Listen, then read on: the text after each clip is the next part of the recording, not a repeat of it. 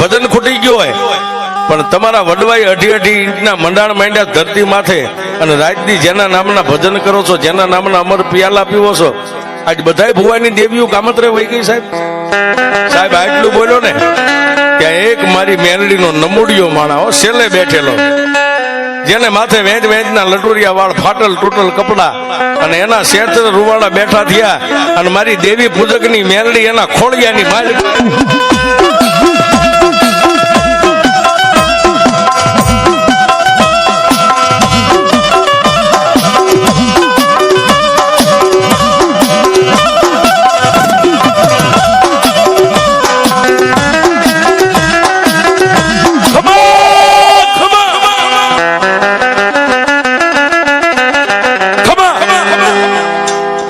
પંચના જેટલા ભુવા ઉભા થઈ અને શેડે ઓસરીની ધારે જે નમૂડિયો માણા બેઠો હતો, જેના ફાટલ તૂટલ કપડા ઉઘાડા પગે હાલીને દુનિયામાં રખડે, આવો નમાલો માણસ ત્યાં જઈને એટલું કીધું, કોણ છો?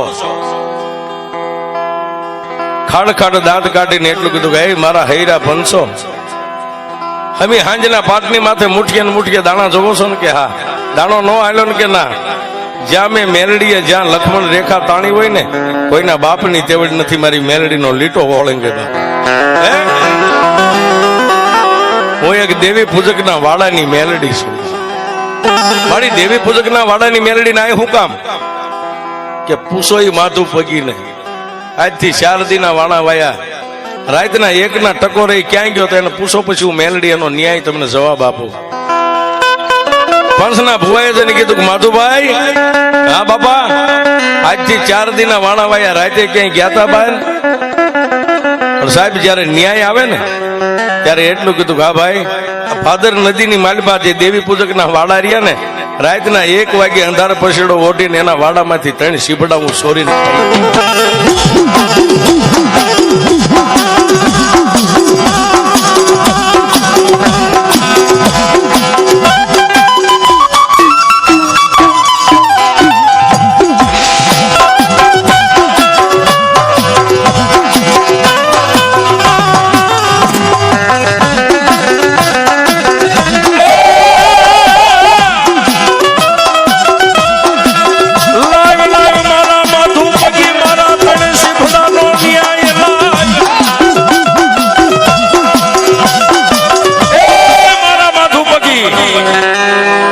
સીબડા સોરીને ખાઈ ગયો છો ને? કાળા માથાનો માનવી છો ને, દુનિયામાં દેવને જોવાની તને આમ શોખ જાગ્યો હતો ને કે દેવી પૂજકની દેવ કેવડી છે?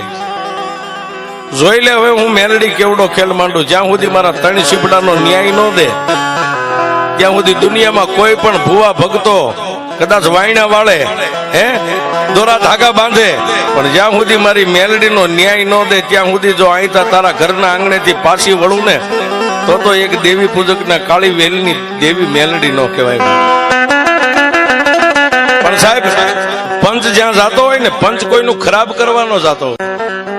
પંચના ભુવાએ માથેથી પાઘડીઓ ઉતારીને કીધું કે દેવી, હવે એને તો ભાન ભૂલી ગયેલો માણસો, માડી અમે પંચ તને કગરીએ છીએ, તારો વળવાનો ન્યાય કે માથું પગીને ઉભો કરો ને માથે હળગતી સગડી મેકો અને ઉઘાડા પગે અહીંથી હાલી અને જે જગ્યાએ સીફડા સોયરા છે ત્યાં હળગતી સગડી પેલા હેઠી ઉતારે અને 3 વાર મોઢામાં ખાહડું લઈને મને મેલડીને નમે તો આજે છોડું ને કાલે છોડું ન કરે, જુગમાં નો છોડું.